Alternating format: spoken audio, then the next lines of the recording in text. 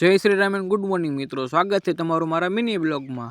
હવે આપણે જવાનું છે ફાઇનલીમાં આપણી વાડી, અને ત્યાં મને યાદ આવ્યું કે થોડું ઘાસલેટ નાખવાનું। सबर करो, बोला धक्का बुक्की नहीं करने का, आराम से लेने का।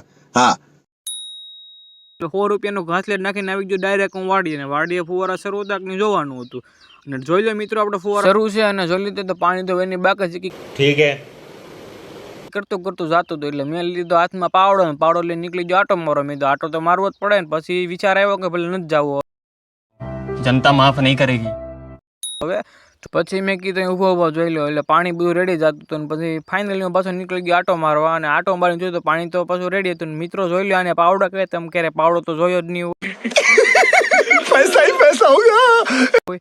બધી બાકાશીકી કરતો પાછો આવી ગયો ગાડી બાજુ, ને ગાડીની ચાવી શરૂ કરીને નીકળી ગયો ડાયરેક્ટ હું ઘર બાજુ। ને ઘર બાજુ જતો તો પછી વાડીને રામ તો કેવું જ પડે, પછી વાડીને રામ મળી લીધા અને કીધું મળીએ હવે પછી એમ કઈ નીકળી ગયો હું ઘર બાજુ। અને ત્યાંથી ગાડીનું લીવર આપી દીધું તો રસ્તામાં આ બે જણા બાતા હતા, બાકા ઝીકી બોલતા હતા, પણ મજા આવી ગઈ જોવાની ઘડી તો।